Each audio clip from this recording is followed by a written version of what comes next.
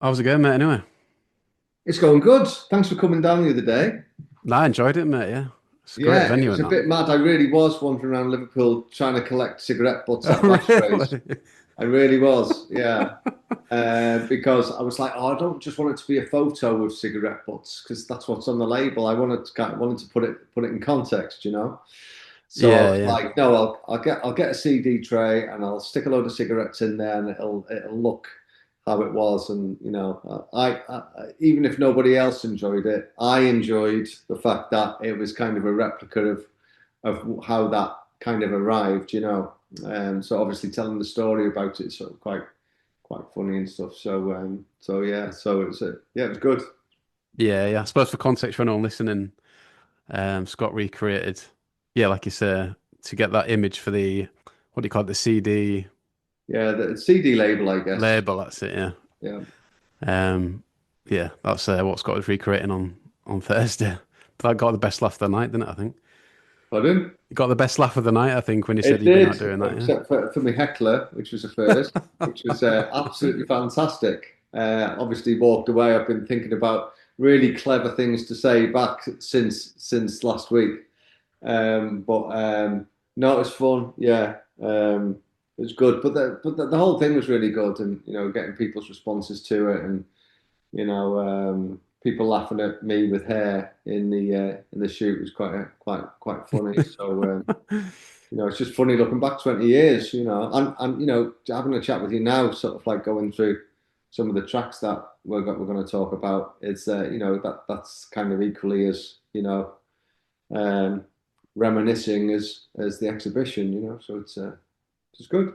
But I guess I mean he covered it on Thursday, obviously when I was there, but. Can you give a bit of context for anyone listening about, how you got into designing covers for or working with these bands in the 2000s? Yeah, well, I mean, I went to college at Liverpool Art School. So I kind of moved to Liverpool from, via Stockport to Liverpool. Obviously, been involved heavily with music, with bands and sort of things like that, as you are when you're growing up and stuff. Was following this path in graphic design. So left college, set up kind of a freelance kind of collective thing, and I had lots of friends come in, just like desk spaces and things like that, and just trying to develop a design agency or just try and get a job or something really. And ended up setting up a business because we needed a photocopier. So we went to the Prince's Trust and you had to set up a business and all of that sort of thing. So gradually sort of develop things through that. And by doing various flyers, posters and things, I um, did some stuff for a bar called The Magnet, um, who was friends with the guy who was setting up a record label, and that was Delta Sonic. So he was looking for somebody to do some artwork for a label that was just before Delta Sonic set up, which was EVA. So that was Alan Wills who ran Delta Sonic, Van Heston, and obviously went on to do lots of cool stuff in the noughties. Um, and basically, when he found the Coral, he changed the label to Delta Sonic and kind of built the label around the Coral. So once we started working with the Coral, then that kind of changed everything to, oh, now we're an agency working in the music industry. So the agency I set up with my then partner was called Juno, and we did quite a lot of stuff in the noughties for various bands, and most of the lists that we're going to listen to tonight is kind of a who's who of the people I've kind of worked with pretty much. So that's kind of the background of how we got started. But it was really through Delta Sonic that we were kind of allowed to kind of participate in kind of doing music graphics during the noughties. Yes, and obviously a lot of memorable covers, including your first song by the Coral. Like, can you give us a bit of an insight into this cover?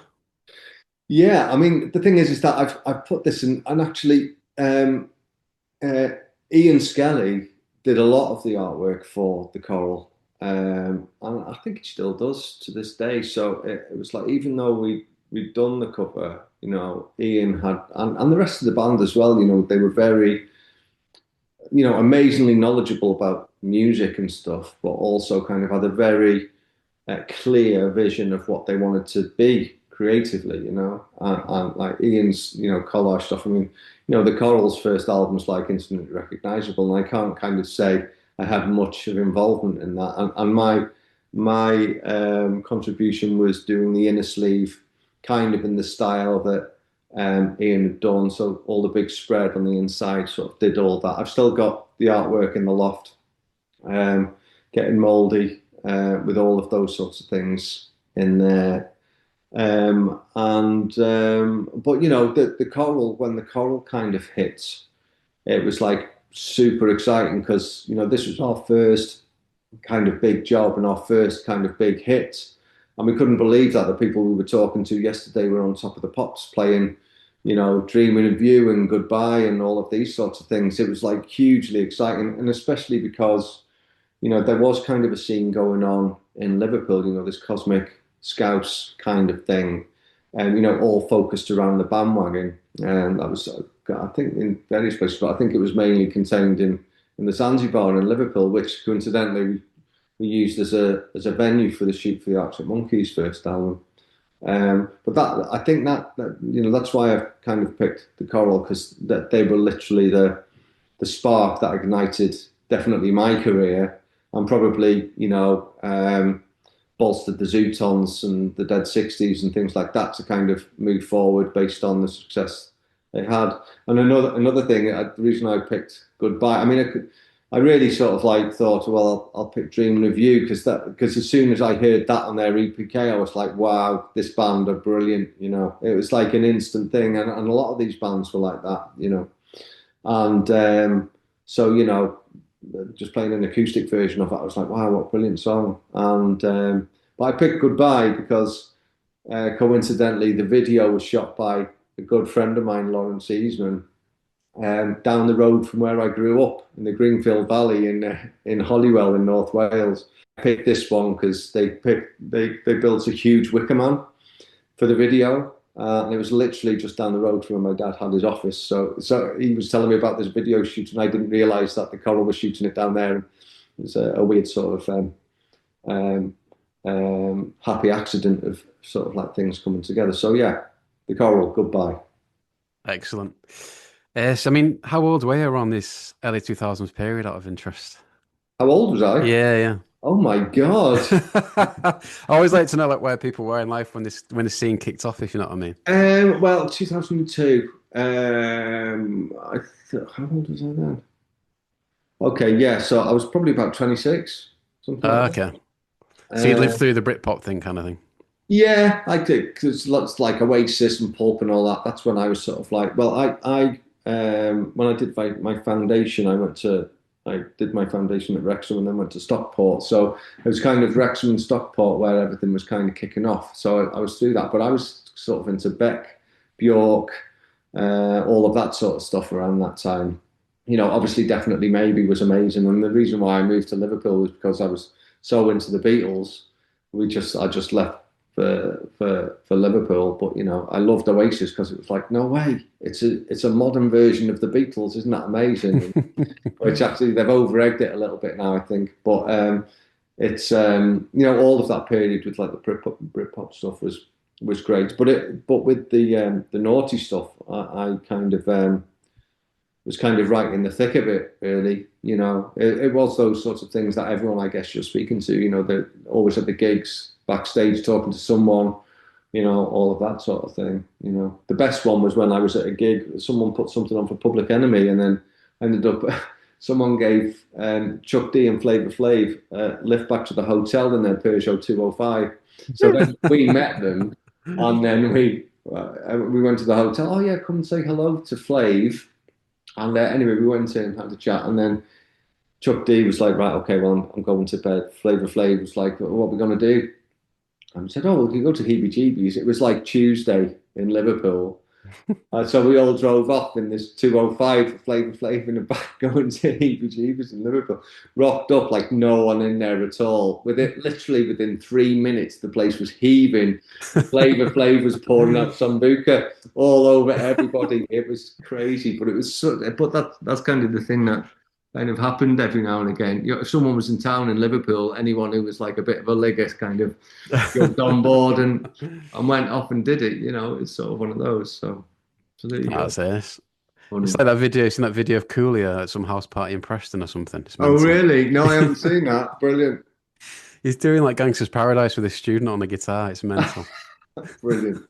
Yeah, I love all those things. Just like, you know, when you're a bit pissed and you're looking around going, is this really happening? This is really weird, you know, but just brilliant, brilliant. Yeah, yeah. And moving on into the Zootons. Mm. I mean, this front cover is like, yeah, very iconic of that scene. Like how involved we are with that cover. With the album, Yeah, yeah, I mean, I drew all of it pretty that's much. amazing. You know, it's like, you know, they did the logo and the album cover. You know, we were pretty much the in-house art department for Delta Sonic. So any kind of graphic work that needs to be done, pretty much defaulted for us to build, you know, to produce it. You know, it was basically sort of like built around the title "Who Killed the Zootons," so it sort of felt, you know, very sort of like comic book sort of thing. But at the time, there was lots of work with being made for Flash online, and there was this kind of fad for, I can't remember what you call it now, but it's like image tracing, so it'd like take it down to like two or three colors or something like that. So it's kind of an extension of that kind of feel, but taken into sort of like a comic book thing. And then obviously the sort of like end of the world scenario that opens out in the inner sleeve. And I think we even did a 3D cover of one of it just to go full on B movie with the whole thing.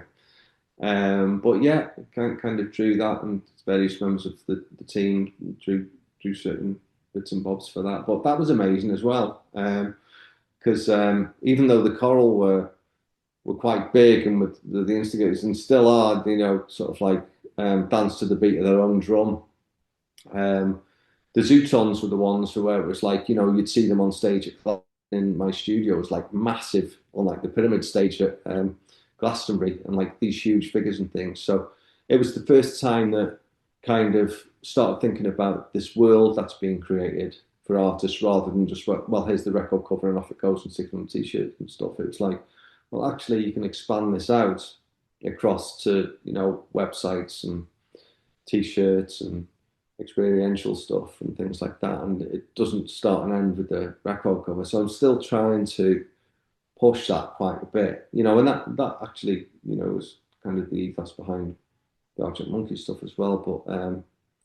But yeah, same with the Coral. The Zootons were like a brilliant band, you know. I mean, still are when they play together, you know. And Russ, of course, is playing bass with Noel Gallagher. He's Noel Gallagher's touring bass player. And He just didn't he? I heard the story about that. He just rang Noel Gallagher when he heard he was going solo. I was like, I can play bass. He was like, oh, yeah, right then, yeah. yeah, that's what happened. I think he said, "Oh, that'd be Boss," or something like that. But yeah, but they knew each other quite well and stuff anyway. So it doesn't sound as weird as it does, you know. A mate No, yeah, I ringing up and suppose when you know saying, "Can people, I it's can I different. Yeah. play bass in your band?" As you would a mate sort of thing, you know. It's like that sort of. And I'm just as fanboy every time like Russ comes back. I'm like, "Oh, what's it like playing with Noel?" and all of that sort of thing. But you know, it was really good. But you know, Dave McCabe is like an amazing songwriter. You know, obviously, famously has written Valerie, one of the go-to karaoke tunes of the 21st century. You know, it's like, you know, and you know, that's not accidental. I mean, he'd probably say it is accidental, but he's a really amazing songwriter, just like James Skelly. Like, you know, Dave's like a really amazing sort of like translator of like emotion into song. You know, it's really he is really good, and I kind of only realized how deep that sort of like goes. I played in a band with him for his solo project. I played synth for Dave McCabe and the Ramifications. Did the artwork for him as well, of course, but because we all wore masks and stuff, no one knew it was me because I didn't have my glasses on, put my contacts in, and off I went, sort of thing. But being in the rehearsal room with Dave and that, you can actually see, the effort and the work and sort of like the intuition that goes into sort of making those things. And you can see why the people who are actually making it in the world, writing songs and performing and things like that, are there for a reason. Like everyone wants to be in a band, everyone plays in a band, and I'm one of them. But when you kind of come across the people who are amazing and intuitively amazing, like, well, how come you're doing it and I'm not? Well, but there's a reason. They're just so into it. It's unbelievable. And in the same way as I'm kind of really sort of strict with the way I approach artwork.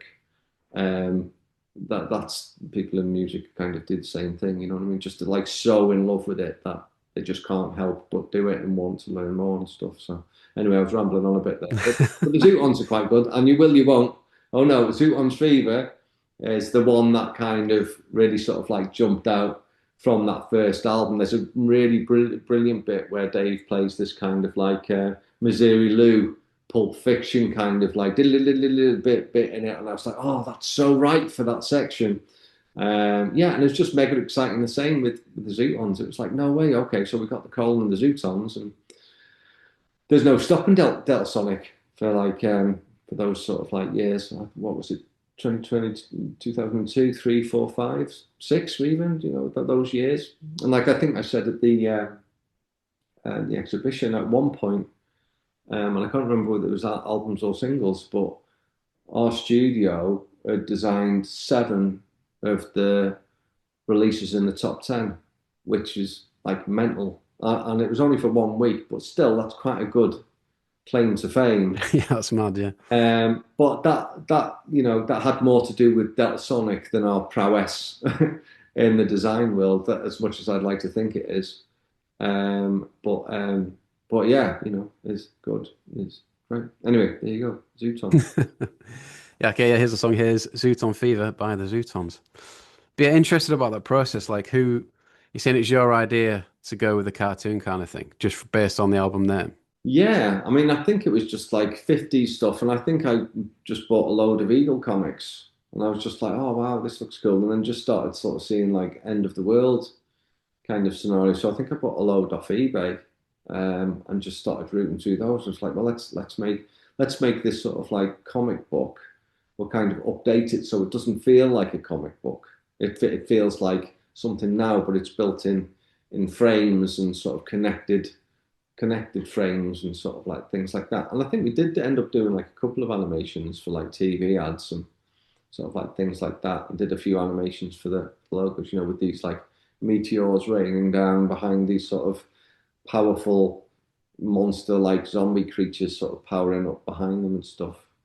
But a lot. I think the image on the front was from a press shot that they'd had, where they all dressed up as like Dickensian urchins and wandered around Liverpool, and we were just like, oh well, let's sort of like take those. They sort of feel like characters and things, and yeah, that's sort of like it really. So yeah, I mean, I think it was my idea to do the comic book stuff.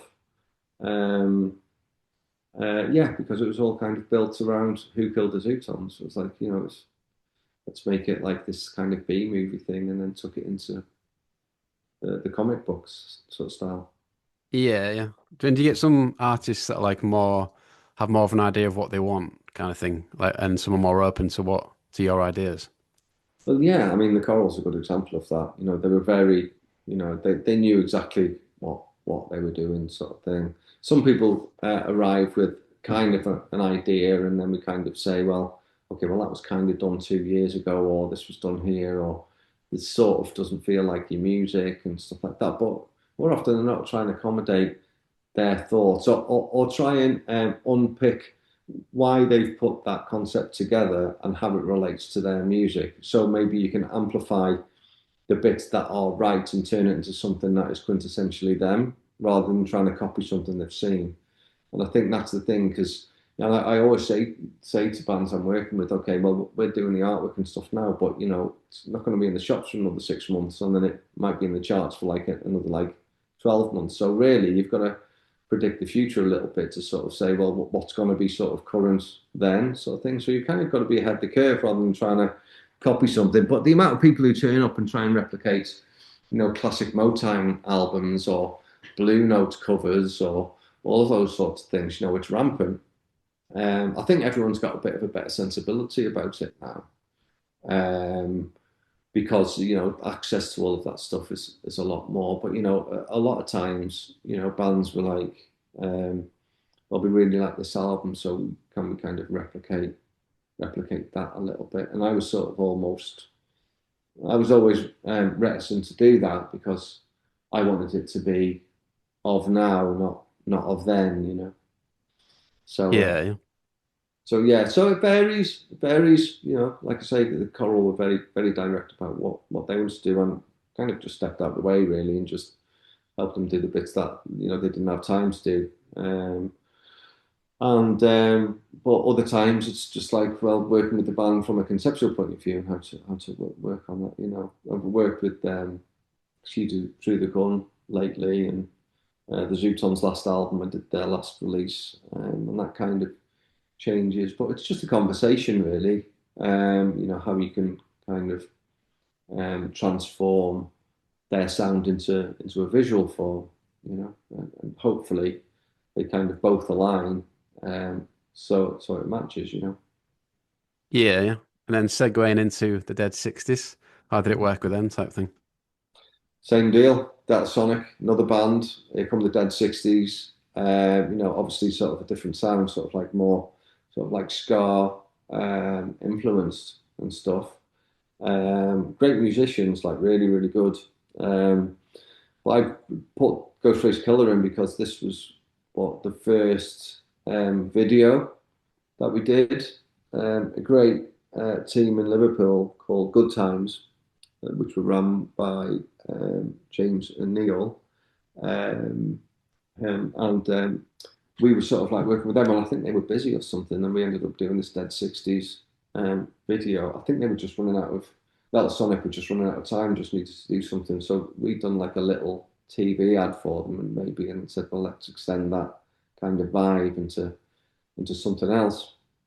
And yeah, we produced this video all green screen and sort of like wonky, kind of like flash animation type stuff, similar kind of cartoon vibe. It kind of feels a little bit like 300 in a weird sort of way, the film 300, where Mm. it's like, over contrasted shapes and like limited color palettes and stuff like that. So we ended up doing that with them.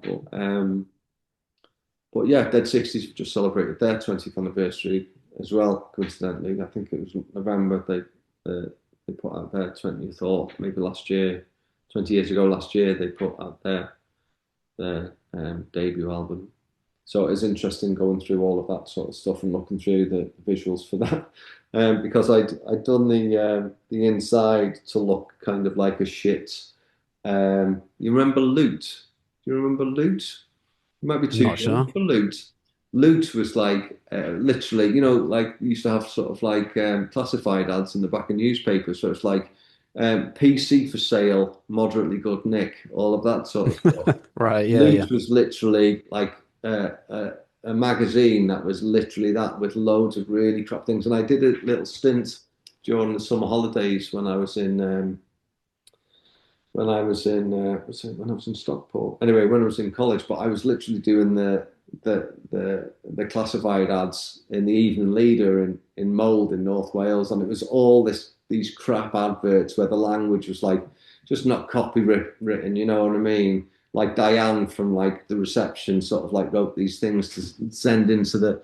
So I was like, oh, well, wouldn't it be brilliant to just have this collection of shit classifieds on the inside? So we did it, and it was purposely laid out crap as well. Do you know what I mean? So it's like, really horrible. So when we were coming back to revisit the artwork, we were all like, oh my God, look at the state of this artwork. It's absolutely terrible, misaligned, and fonts were stretched rather than just typed out nicely and stuff. And so I had to explain to to the printers that this was the whole concept. It was meant to look like a really bad um, inside. Well, and that's my story, and I'm going to stick to it. You know what I mean? So, Okay, so let's play the song then. Here's the Dead Sixties with Ghostface Killer.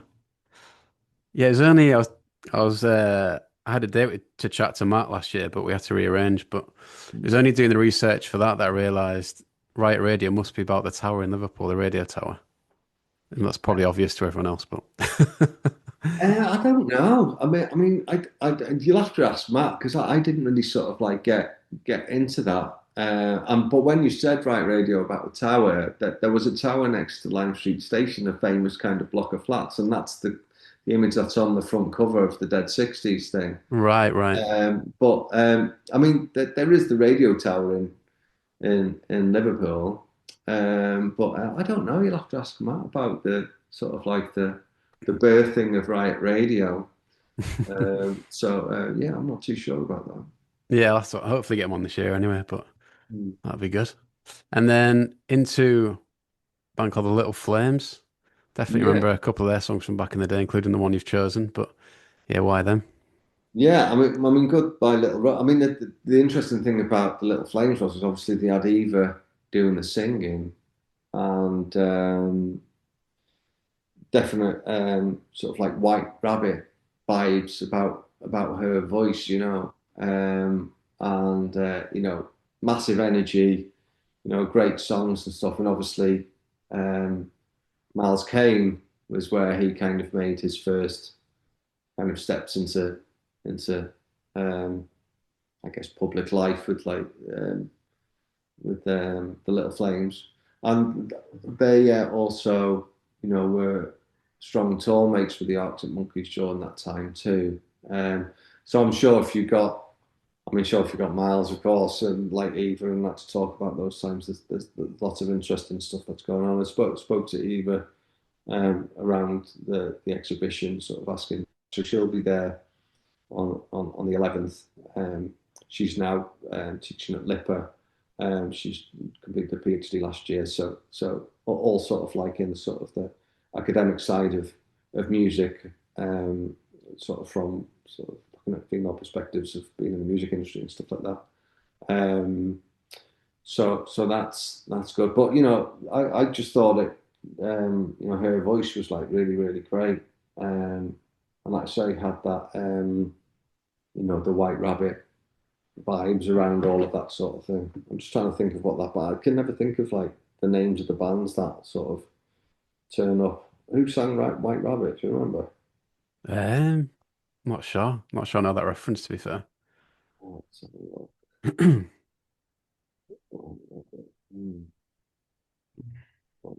So, sorry, listeners. I'm just having a look at my phone. Oh, Jefferson Airplane. I was going to say Right, Jefferson again. Airplane, but I didn't think it was Jefferson Airplane. But yeah, Jefferson Airplane. That sort of like White Rabbit is an amazing tune, but it had that sort of vibe, but a little bit more energy than Jefferson Airplane.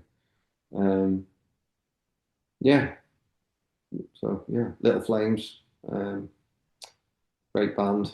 I also did the Rascals album sleeve when Little Flames stopped. They were releasing that album on Delta Sonic, and coincidentally, that's also celebrating its 20th anniversary this year with a re-release that is coming out on Record Store Day. So listeners, go and buy a Rascals on red vinyl there, and yeah, but yeah, Little Flames, great band, Delta Sonic Act, good times with all of these bands, yeah.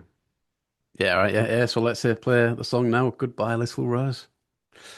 And yeah, so I was reading today, like when I saw your choices, that they had one album, but it didn't come out until like 2016 for some reason. I So I know, can I have to dig into that when get the really, chance to talk to one of them. they had some good singles, but I think I don't know what it was. I think that they kind of weren't happy with the album stuff like that, and while they were doing it, they kind of just kind of drifted off into doing kind of other things. So yeah, I don't know about that. I'd be interested to know what the story behind that. Yeah, yeah. And then yeah, getting into Monkeys. Why this particular song out of interest? Um, it's just like one of the energetic tracks on the album. I mean, I did think of View from the Afternoon because it's such like an angular, stabbing kind of track to launch an album with. That's one of my favorites as well. But Still Take You Home was just one of those late night sort of like piss take things. And it's like I just really like the lyrics of the whole thing. It's just like Alex Turner just literally just taking the piss out of everything he sees in front of him, which is one of the great things about that first album. You know, there was no kind of like awareness really about what they were writing about. I mean, obviously there was, but awareness of how it was going to be received. It was just them sort of writing about what they saw in front of them, and it was just one of those exciting tracks off the album. You know, I mean, to be honest, I could have picked any of them off the song. They've all got those lyrics that have got like brilliant lines in them. I mean, I was listening to the album for like probably the first time in like 20 years in full the other week before the exhibition came up. I was just laughing out loud at some of the things he was saying in the lyrics. Just really, really funny stuff, you know. The Frank Spencer line cracks me up every time he says that, you know. Little bit Frank Spencer or whatever the line goes. It's just like you need to be really kind of in a particular place to get that reference, and if you do get that reference, it's like bang on the money. Do you know what I mean? It's really good. So yeah, and obviously doing the artwork for the whole album and stuff. You know that it was a really big moment for me personally, and you know the company I was the agency I was running, Juno, because we after that album came out, we really did get a golden ticket, as it were, to kind of work on lots of other things in the music industry. You know, talking to I mean, worked with Sony before, but started getting introduced to lots of other people around the world and worked on lots of cool stuff. Sort of on the back of that, you know, everyone wants to, you know, a little bit of the golden touch sort of thing. Not that we provided that too heavily, but we had the golden touch from the Arctic Monkeys sort of thing, which enabled us to do some great stuff. But you know, I mean, obviously, I could go into the whole exhibition, the thing behind the album sleeve, how that worked, all of those things which I talked about in detail on Thursday.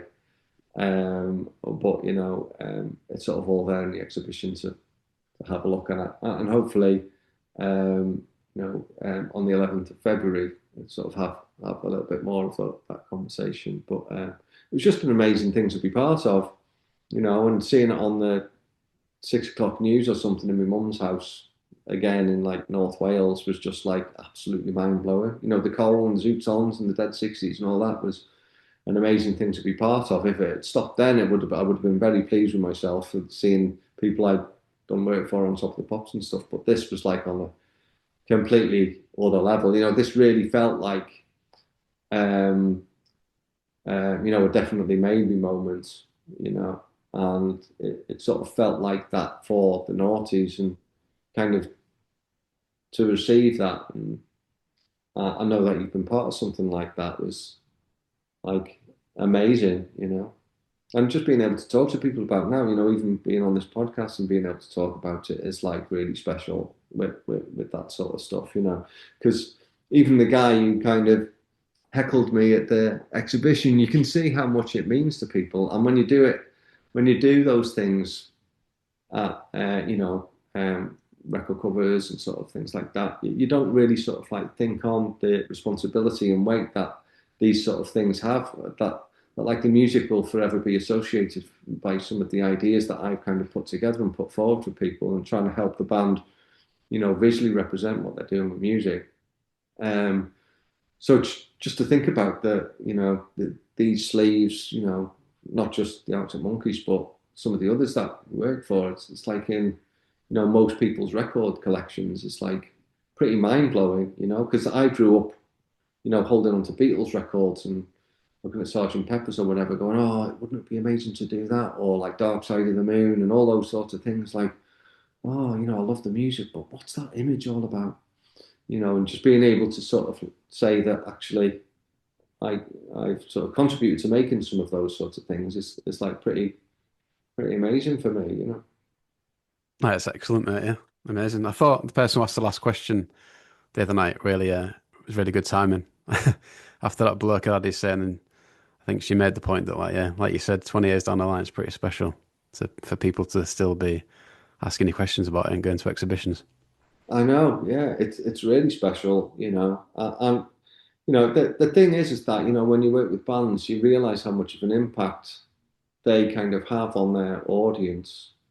Those tunes, I feel it a lot with the Zootons, like when they released their album, like last year or the year before. There was a lot of love for the band and the songs and all of that sort of stuff. And there's like a little bit of a trend of bands from the noughties kind of getting together and playing fezzies and all that sort of thing. But why not? Like it really is kind of like part of everyone's kind of own history, you know, and remembering their moments. The band is special for making those things, but everyone has their own sort of like special moment that they've brought the band into, not the other way around. You know what I mean? It's like it's a privilege for the bands to be part of that, just as much as people like me to be privileged in that thing. So it's yeah, it's good, but it's nice kind of the things that were kind of like a little bit older coming back round into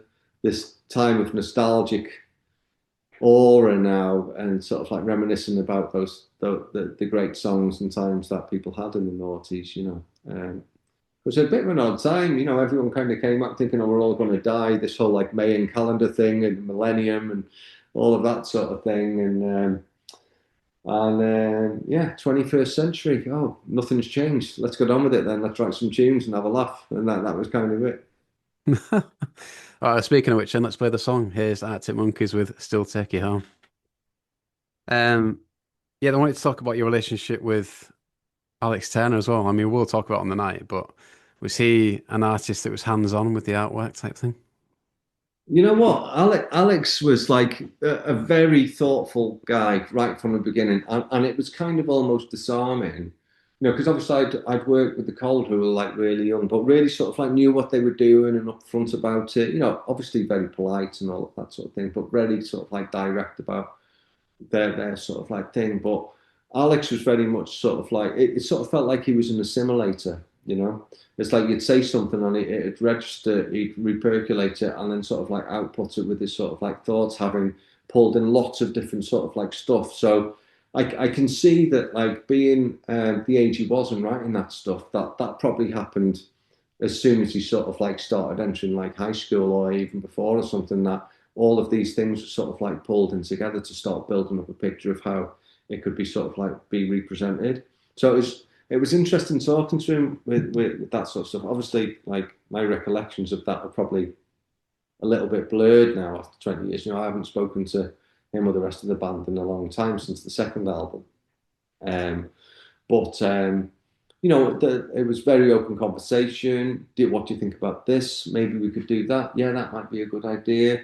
We've been talking with the band. Can we do this? And then I'd go backstage and show them printouts or little ideas or mock-ups and things like that. And it's like just sort of like very open and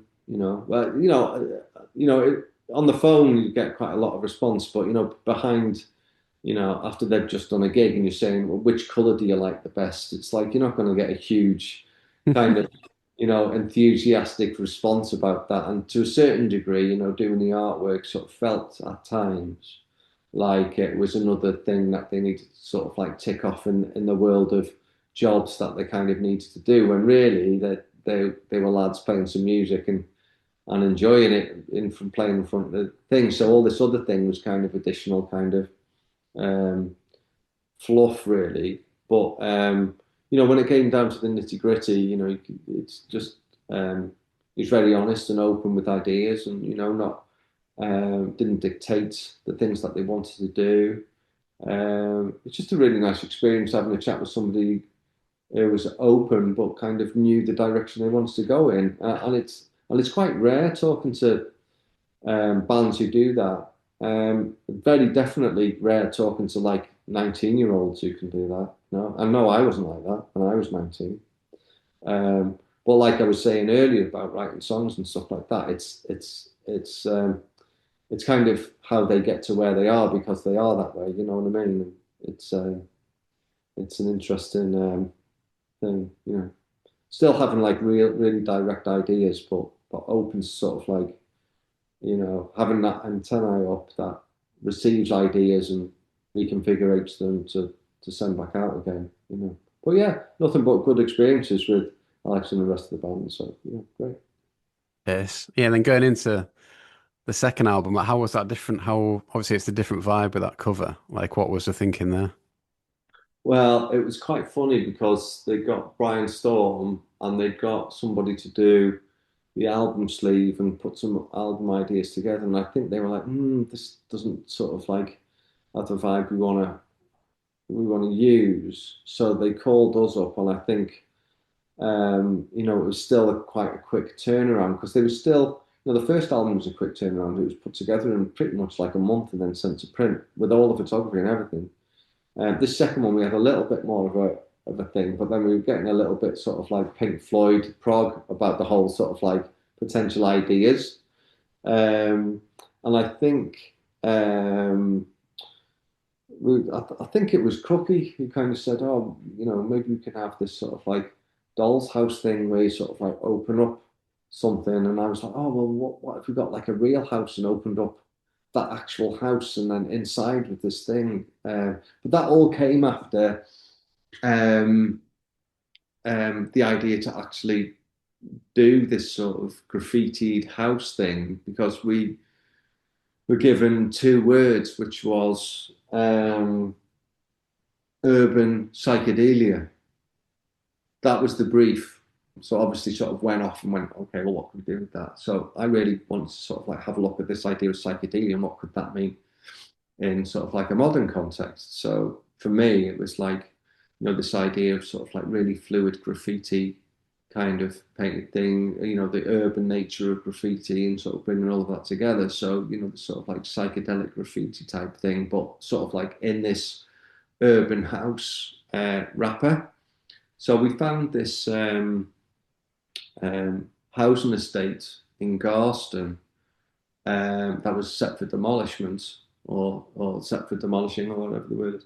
And um, and they said, yeah, you could have the house, you can use this. So then it was like organising all the budgets and getting that ready. So we turfed the front lawn, we made it look sort of an urban house. We photographed, I think we photographed the outside, and then we proceeded to, um, you know, we commissioned some illustrators, and then I kind of put together all these sort of like different illustrators' artwork into these sort of like wall displays. And then we got this amazing graffiti team, mainly based in Bristol, to come up and apply that on the wall.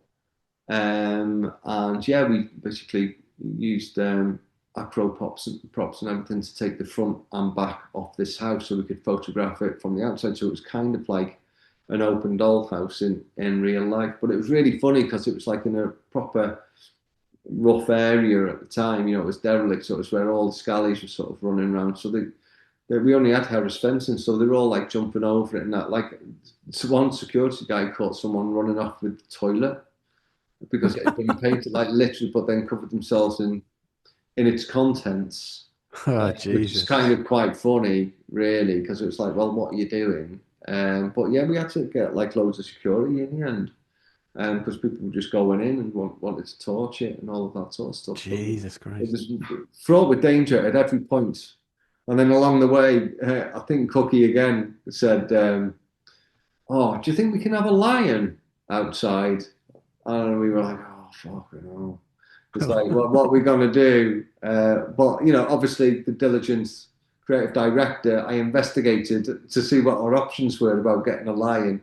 So I think I remember, trying to find a stuffed lion until we were like, oh, let's sort of like take it off. And I think the kind of fantastical nature of all of those things were kind of removed in favour of it kind of keeping quite stark. I mean, my kind of thinking behind that is that it was like the transition from sort of like the black and white of the first album into kind of opening up the colourful world of what could be the second album and stuff. But I love the second album.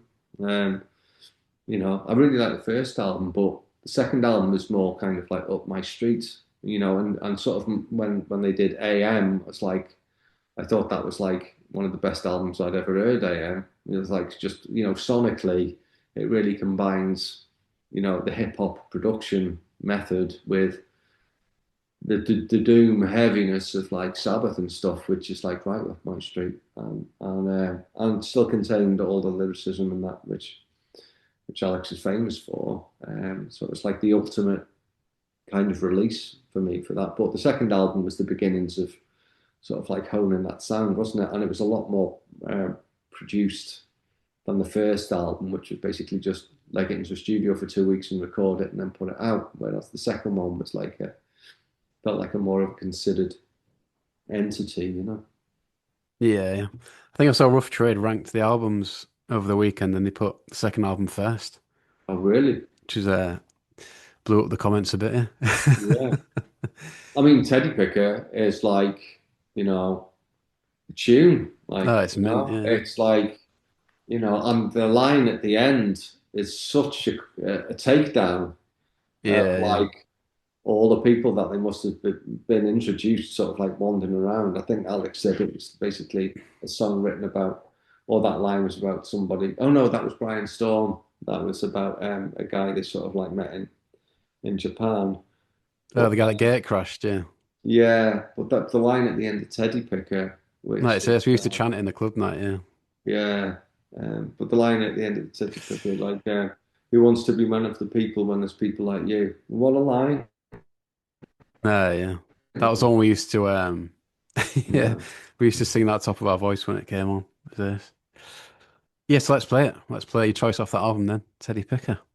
And then, yeah, sorry if the internet keeps going now and again, so I'm not It's my being. kids watching too many like K-pop Demon Hunters downstairs.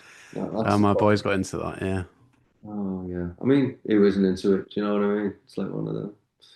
I know I it's am. weird, isn't it? I like school. I picked him up from school, and they were like, oh, he's banging to a song called Golden, by the way, K-pop Demon. So I put it on, and I was like, this is like an AI version of Lewis Capaldi or something. It's weird. Like, but fair enough. Yeah, yeah, yeah. The joys of parenthood. Oh yeah.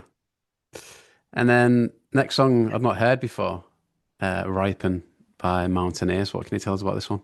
Well, this again, like Mountaineers was signed to Delta Sonic for a little bit, and they were basically one of the first bands that was signed to Delta Sonic before Alan found the Coral.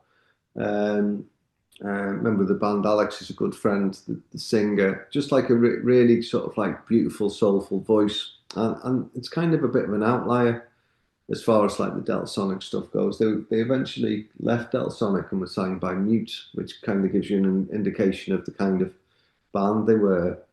But kind of self-produced their album. Really great songwriters. Really amazing musicians again.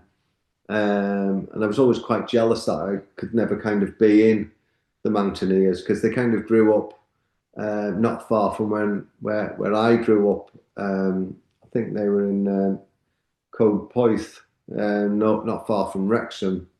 Um, and Yeah, it's just really, really great. And Ripon was one of those songs off. I think it's the first track off their album, Messy Century.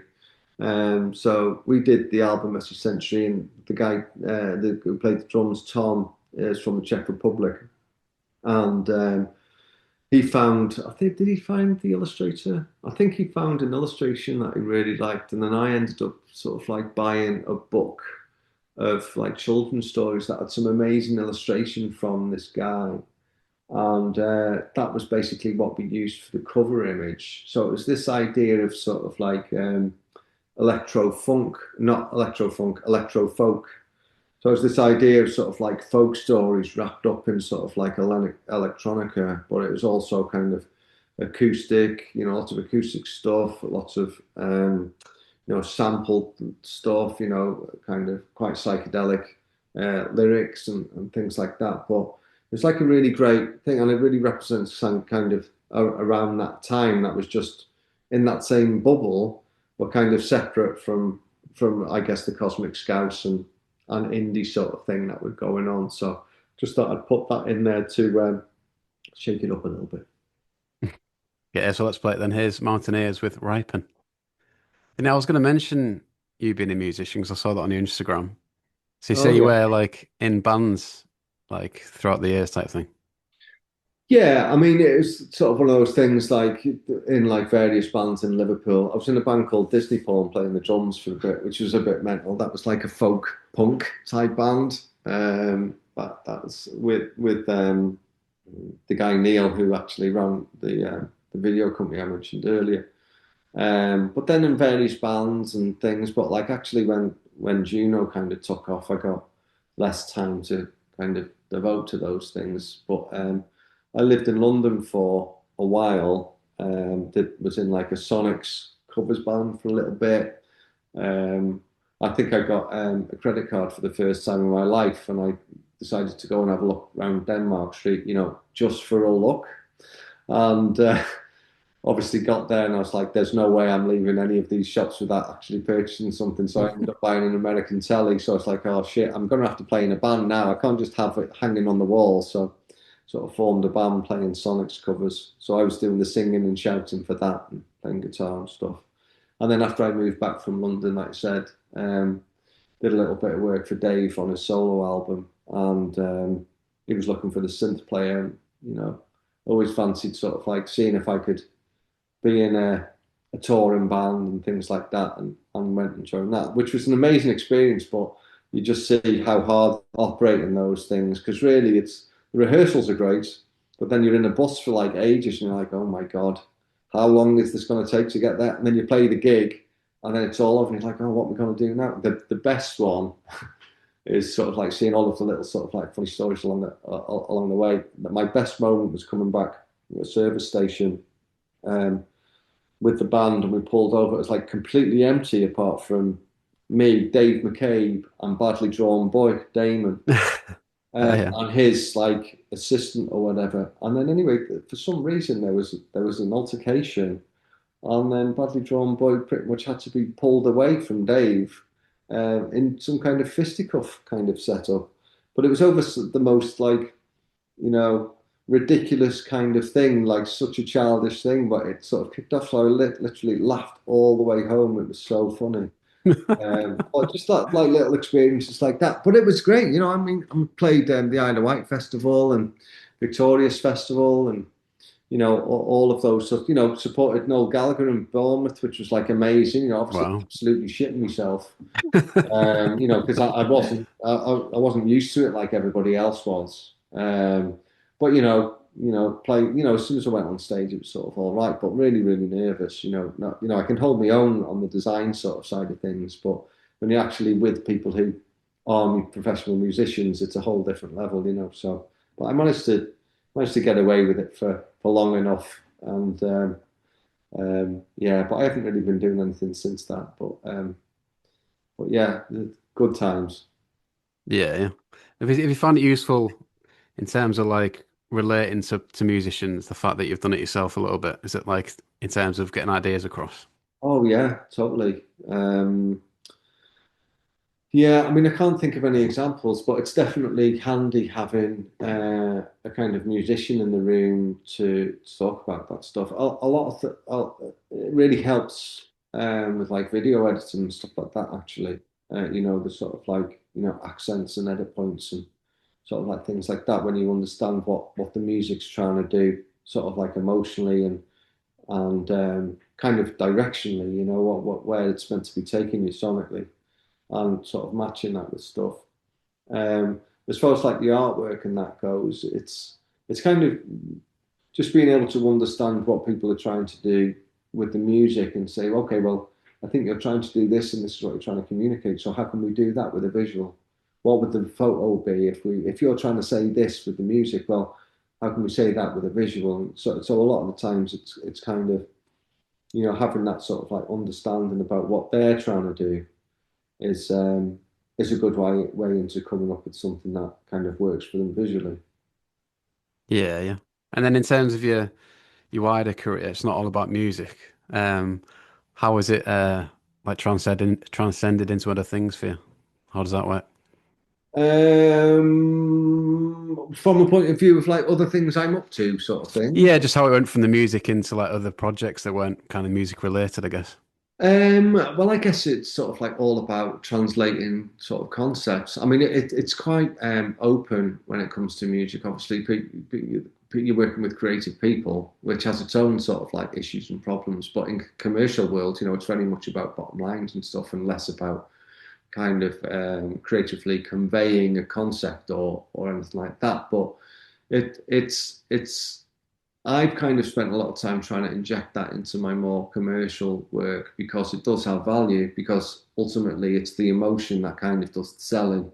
So if you kind of bypass that and start with the sell, then it comes across as just being a sell, and it's like that's something that is very important not to happen in music. Like the music side of things, it's like a very romantic perspective that everyone would be doing this, even if they didn't make any money. Do you know what I mean? But the music industry is born out of making money. That's the thing, and a lot of people kind of just hide that behind the scenes when they're actually making all of this sort of stuff. So it's quite easily translatable into sort of like more commercial environments. It's just that sometimes in the commercial environment they say, "Oh, music," but isn't that like a bit like, you know, arty? It's like, well, no, they're still trying to make money, like, you know what I mean? So it's all of that sort of stuff. But actually, I sort of took a little step back during the pandemic and did my masters at the Royal College of Art, trying to work out different ways to um, communicate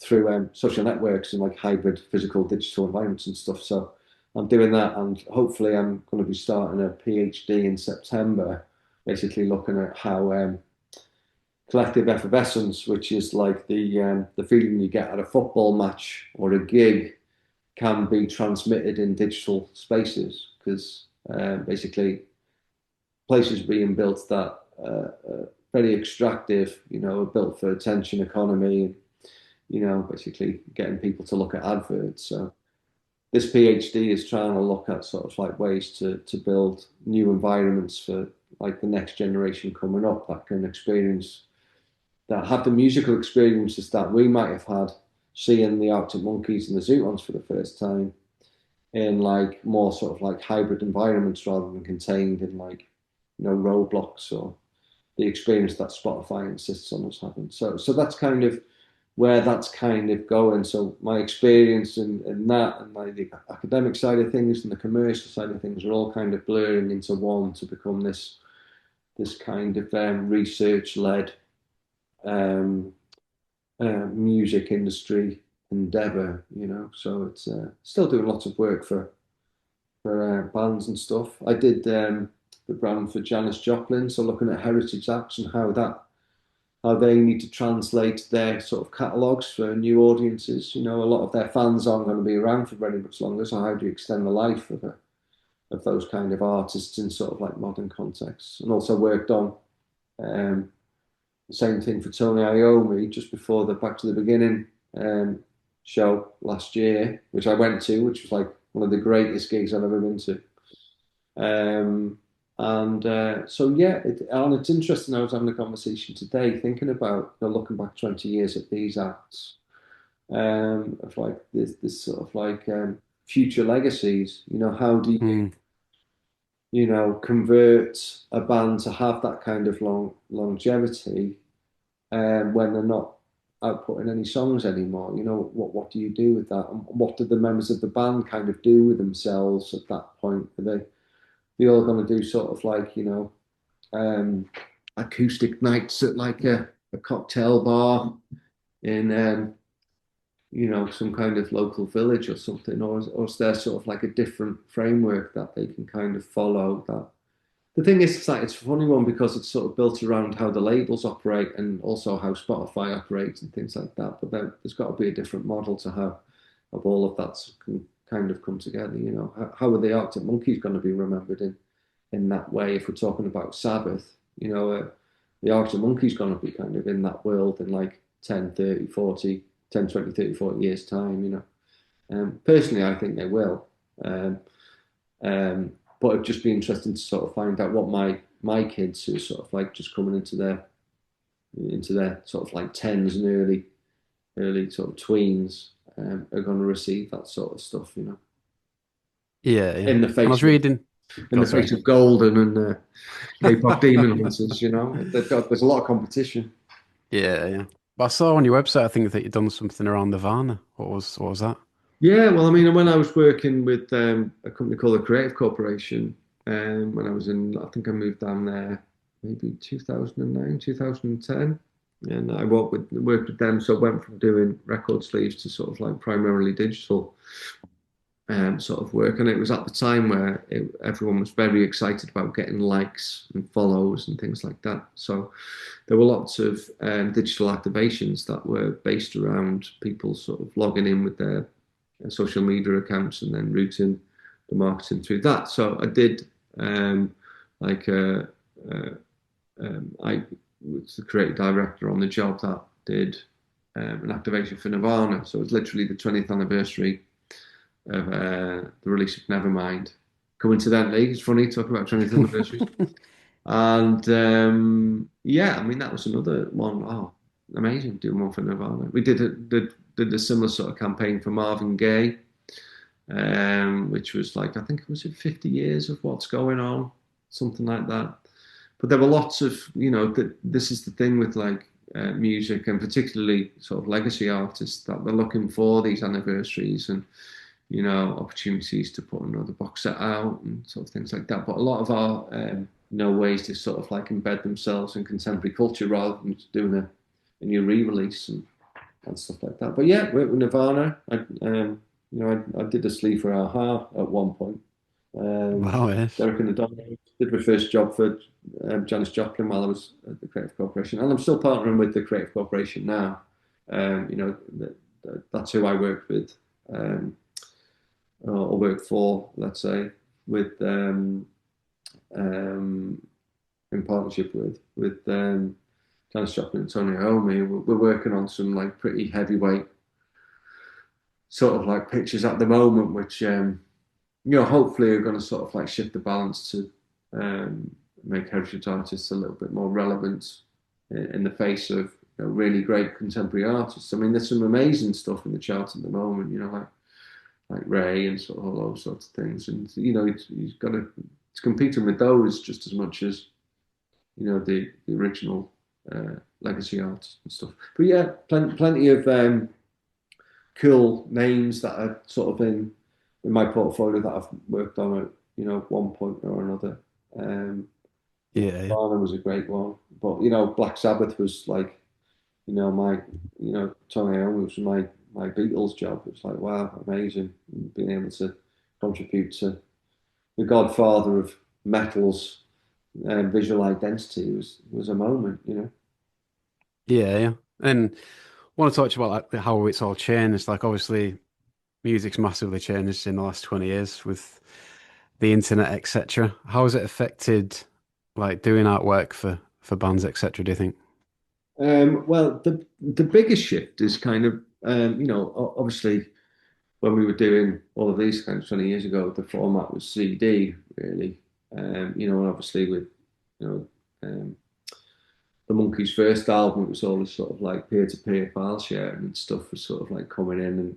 And incidentally, Spotify was set up 4 months after the Arctic Monkeys' first album came out, and that feels in many ways sort of like the beginning. I won't say the beginning of the end, but it was a very definite shift towards a different model of how artists and labels and sort of can be done. Not least with sort of like the advent of the iPhone, Apple Store, and the iPod, and the way that was kind of all set up, which was very much sort of like a power shift towards the tech companies rather than the labels. Um, but talking about specifically the artwork, it obviously went from being quite a large surface area and impactful thing for people to sort of like access to a little square with a massive bit of writing next to them with the band name and stuff. So it's like, okay, well, what's that thing now? But actually, the way it's going, or the way I've always kind of looked at it is that it's more like rather than designing a cover for the album, it's more like designing a kind of visual universe built around that particular release. That basically compounds itself to add up to an overall picture of what a vision of that world kind of is for that kind of album. So I quite like to do it from a components point of view. So you might have an album that does one job and has one image, and then singles that kind of feed into that album image, and then videos that kind of add into these sorts of things, and then social media posts that sort of like develop sort of like the typography of it or the imagery that's sort of like part of it, and how the artist is kind of brought into all of these things. So it's more about sort of visual, universes, visual worlds than just like the album cover. I mean, of course, you've got like amazing album covers that are still amazing album covers in that way. It's just that they're recognised as that specifically, but the job that the record cover used to do has been replaced by social media, videos, and all of those things that sort of like feed into one sort of thing. And there's so much noise around everything that having a cohesive identity across all of those sort of touch points kind of enables people to recognize that it's from that particular artist when the audio might not be present or any of those sorts of things. So it's an interesting time, and that's kind of like leading the heritage stuff we're working on. That it's not just about the record cover. It's not about you know the Sergeant Pepper. It's how you around all that to sort of like permeate the language of that album, or certain component parts to sort of like chuck all of these together. Being able to enter that world and see more of it, not just on the cover. So anyway, that was a really long-winded way of saying got to do loads of stuff now. Loads of stuff. It's not just the cover; it's loads of stuff. Yeah. No, yeah. And yeah, I was really enjoying the way Lily Allen's done it recently. She's Yeah. done like kind What of a eight move! second clips of each song. Yeah, it's ace what she's done, I think. What a move! Yeah. What a move! Yeah. I mean, my wife is just like. I mean, she's playing in Liverpool, maybe in a couple of months or something. So I think I want to go just to sort of like show some kind of solidarity. Whatever happened in people's personal lives are their own thing. But I think the way she sort of played it, and the record cover's like amazing as well. It's really, really good. And I'm just glad that, you know, statements like that can still be made. Do you know what I mean? No, definitely, yeah. Through artists' work. That's the true nature of being an artist, making a statement like that. And it's come from like a real place, and it's like really focused her, output as an artist into this thing that's like really resonated with loads of people. And that permeates the artwork. It's like, this is what I'm saying, and we need to say this. And like, but because that was so clear, it oozes with every sort of like single thing that's sort of like happening. The anger, the bemusement, the resignation of the whole thing. It's a beautiful thing to have sort of like arrived kind of out of nowhere a little bit, because Lily Allen hasn't kind of done that much for in that sort of like thing. You can kind of forgive the Lily Allenness of the whole thing because it's such a brilliant way of doing it. It's like, no, I'm going to do this. I am Lily Allen, and this is the way I'm going to do it. It's a brilliant thing. Brilliant. No, yeah, definitely. And like in an age where you can just pump out content, it's really interesting to see when people do it in quite a controlled way like that. Like Yeah, monkeys are similar. The monkeys are really obviously they've got a platform now where they don't have to do much, you could argue, but the way they just it's very minimal but effective kind of thing yeah, sometimes. yeah. Pinpoint accuracy. Yeah, exactly. Yeah. Yeah, that's the thing. But that's the thing. That's what I'm saying. That the mark of a true artist is being able to actually articulate what they're trying to do in like an amazing way. All the best bands did it like that. You know, um, across the ages, and the ones that'll be remembered are going to be the ones who do that more often than not. And that's why I say that Arctic Monkeys are probably going to be remembered as one of those bands because they do it every time they put something out. So it's good. Like even the last album was like I thought it was one of their best. It's like, Yeah, yeah. I really did think it was amazing, like a beautiful record and like so self-confident in the way it was presented. You know, it's The new exciting. song's ace as well, I think. I know, I do. I think it's great as well. Looking for hopefully they'll be putting more stuff out. But remains to be seen, doesn't it? Yeah, yeah. It was ace the other night when they put it on at the end, actually. It was ace to hear it in that kind of big room. I'm Yeah, enjoying it. Stuck around for that. yeah. Really good. And then just wondered if you had any thoughts on the likes of Julian Casablancas using AI influenced artwork for his Last Voids cover. I think it's all's fair in love and war when it comes to AI. I used AI for the Zootons last cover because I wanted to see what the potential was in doing it. And I actually wrote a piece on Medium about it, about my experiences with working with it. And really, it's like, there's a lot of AI slop. And I saw somebody, oh, who was it? Somebody had done a an album cover and talking about they'd worked with Adobe about with the cover and that and it just looked a terrible piece of AI work. AI is strong for, or let's say Mid Journey is the one I used. It's very strong at some things and very terrible at other things. So it's like just utilizing those tools to, as long as it does a good job of conveying what you're trying to convey, then it's an amazing tool, isn't it? But just using it because it's kind of cheaper to do and just, well, that'll do. But the piece I wrote about it was very much about the fact that ultimately, no matter whether you're using a pen, collage, AI, whatever, it's all about the decision making by the creative that's putting it together in the first place. And if you're using those tools to sort of put something in that does convey what's happening with that artwork or with that artist, then that's fine.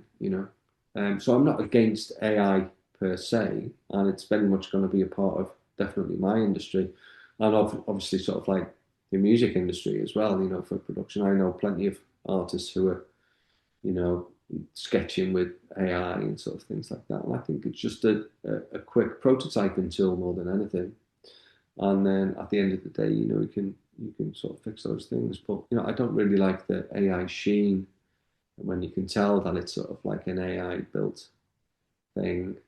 But then again, I sort of see some images and just go, you know what, that's a beautiful image that no one I have heard of could have created. So sometimes it comes up with these like happy accidents that just sort of like send you off in a different creative direction, which is like a really positive thing. It's capacity the capacity for accident is really high, and that's why I kind of like AI because it's the breakages and things that kind of lead to like unusual responses to things, and that's where the new comes from, isn't it? Accidents, breakages, errors, and all that sort of thing. So I'm uh, I'm up for it, but not as a an item for lazy people to make stuff when they should get someone who knows what they're doing to do it properly. Oh, yeah, fair point. Yeah. All right, now, well, let's crack on to the last few songs then. Yeah. Next one's Bombay Bicycle Club. What can you tell us about this one? Well, I put this in because first worked with them when they first got going. The signed to Island, so I did the logo for them. Very short-lived kind of relationship. They sort of like went off and did quite a lot of stuff. And then I think I moved to London at that point, so it was sort of like doing more sort of like digital work. But yeah, did the logo for that. But same with them. They were like really young. Got signed to Island and just really sort of like complex, emotionally driven music and amazing musicians again. Yeah, I mean, I don't know, I don't have a huge amount more to sort of like say about Bombay Bicycle Club, except that when they kind of were signed, I was kind of told that we were looking at it for long term with Bombay Bicycle Club because of how they were kind of set up and tunes they were writing and stuff, and that seemed to sort of like pan out. They've always, produced work that was inventive, musically, um, you know, amazing, and yeah, I mean, I really like this tune as well. So I thought I'd play this one. All right, well, here they are with Always Like This. And then, yeah, the aforementioned Reverend and the Makers. Do you have a good Yeah, relationship? I mean, I guess there's a story about you asking John to be the cover star for the first yeah. half. Well, I mean, I didn't ask John Okay. No, it's myself. the band, was it? Yeah. It was the band. The band wanted to get someone to do some to that cover relating back to the Monkeys cover, and asked John to do it because John was like in a band and all that sort of thing. And I guess represented the kind of character that they wanted to do that. So John didn't want to do that because he obviously had this Reverend Maker's career and he thought it was a bad idea to put on someone else's record cover, basically. So he suggested Chris.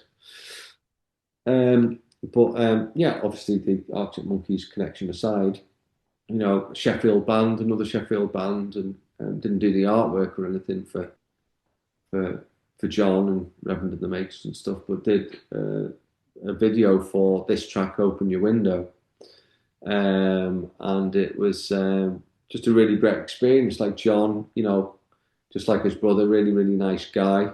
Obviously part of the Steve Bracknell cohort as Steve's sidekick there. So it's really nice seeing John operate in on social media like that.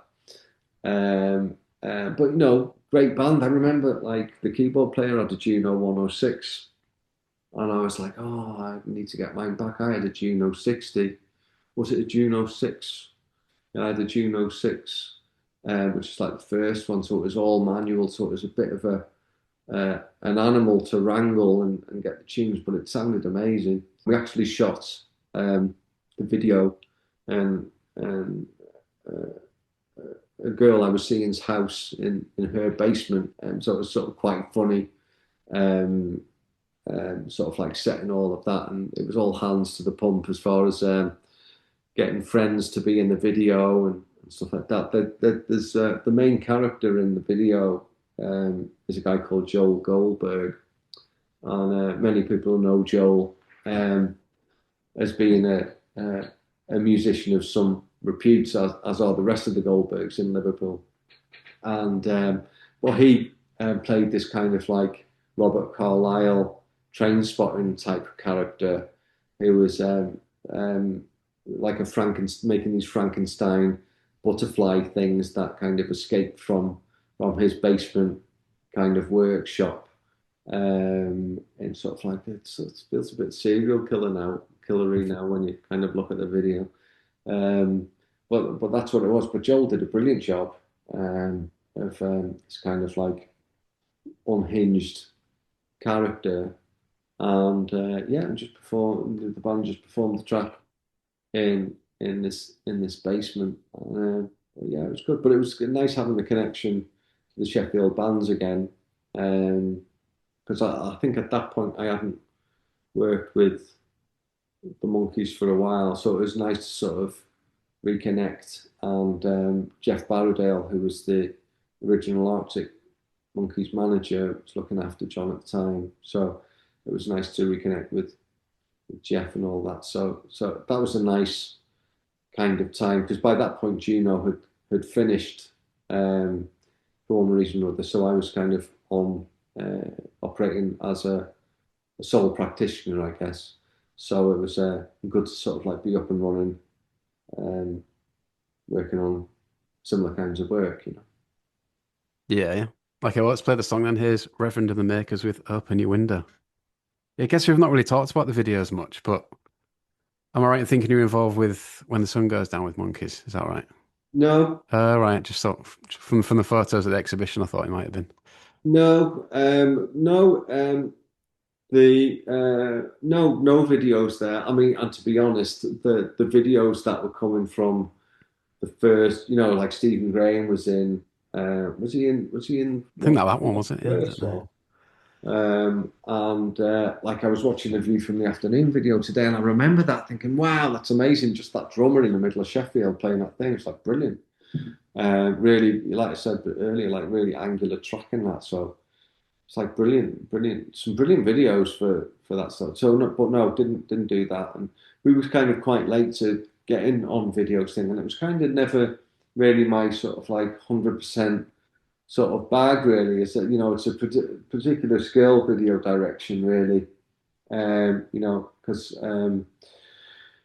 you've got to have a really good sort of like sensibility to what translate with moving image and sort of like expression and sort of like things like that. And there's a lot of content to sort of like convey in that sort of, done plenty of videos though, don't get me wrong.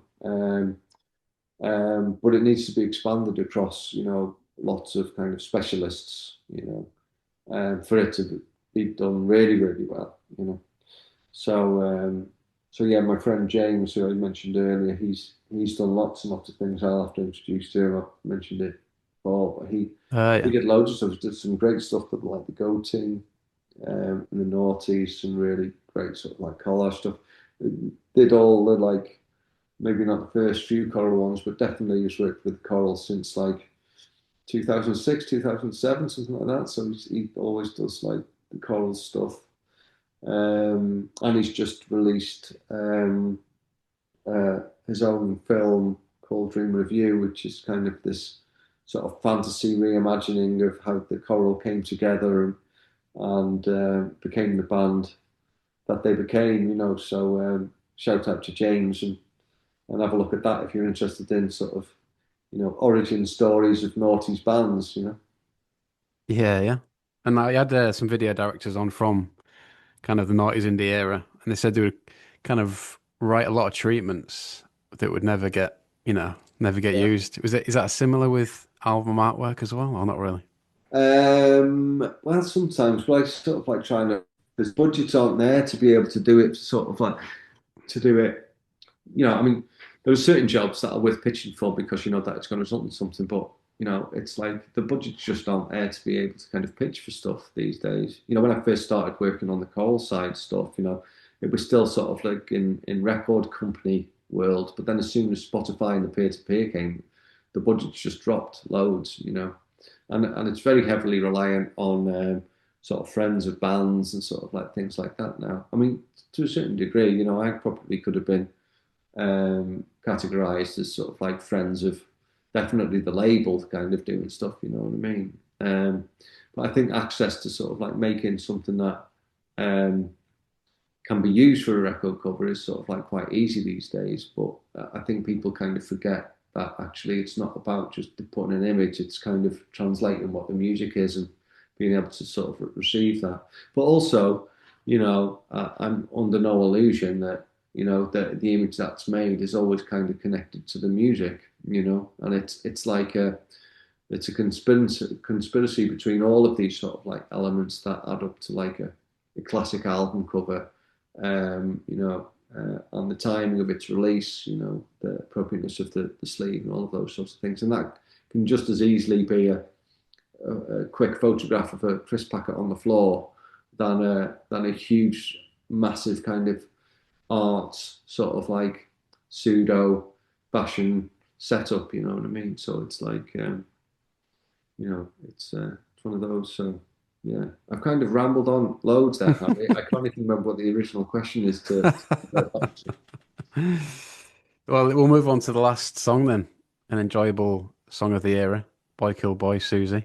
Yeah, and I Uh, think that's the right word, isn't it? Enjoyable. Like it's a really fun song, and I put this in because at the exhibition, my wife kind of who uh, is not just my wife. She was a curator of photography at the V&A for a long time. First curator of digital at V&A, and worked at the Tate and stuff. So she's not just my wife asking me questions, but she started the exhibition basically saying she was in house share in East London, and this band came along, Arctic Monkeys, and it was amazing. And 10 years later, she met and married the guy who'd sort of like been involved with it, with all the album stuff and things like that. Now, with the shoe on the other foot, I heard Boy Kill Boy and was very jealous of the artwork that was done for Boy Kill Boy because an agency called Big Active did the artwork, sort of led by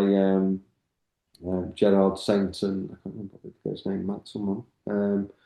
Just really, really great stuff. Always held them in really high regard. And I'm not even sure if we even pitched against then to actually do the work and then lost out. So I was kind of furiously jealous about the whole thing.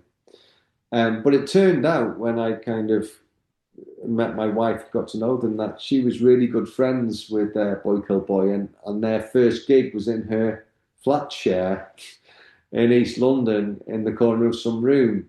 And I was actually in a band with Kevin, the bass player, sort of further on down the line, in this Sonics band when I was living in London and stuff. So it was kind of good, a good 360 sort of like relationship between my wife kind of being aware of me without being aware of me.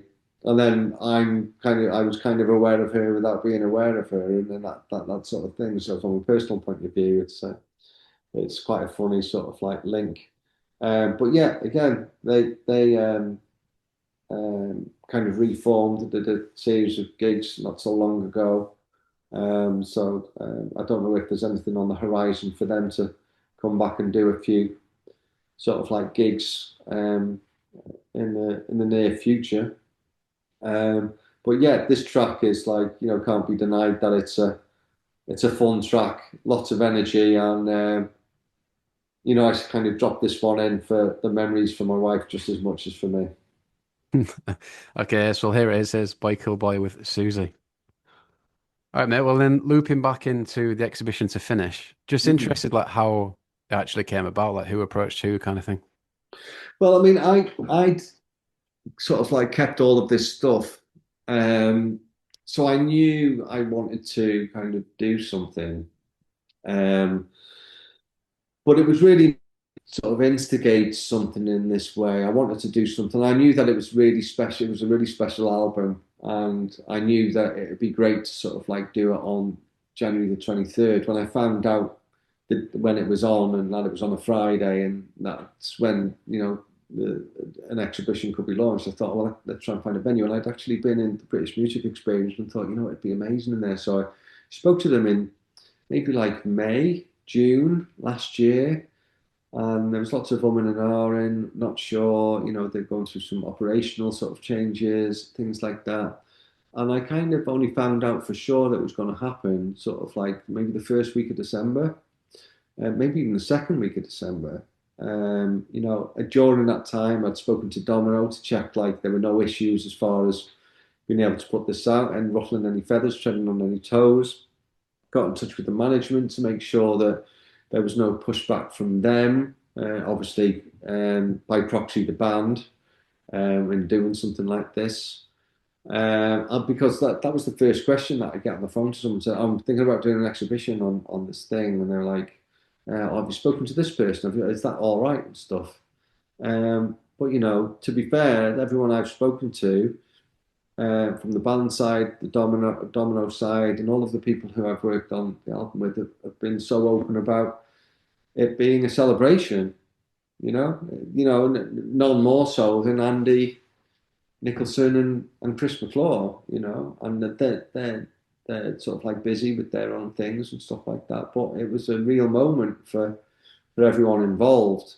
And, it's come from, obviously it sort of like is handy for me working in the music industry to say and, remember or remind everybody that I kind of done this. But it really was sort of like a place of kind of being thankful to the band for actually allowing us to be able to participate in it. And that's kind of the underlying feeling from everybody kind of involved. At the last minute, I think it was the day before the exhibition, I managed to track down Andy Brown's email. I'd sent him a message on Instagram and he hadn't got back to me. So I was like, I'm going to have to phone him. I've got loads of his pictures in the exhibition.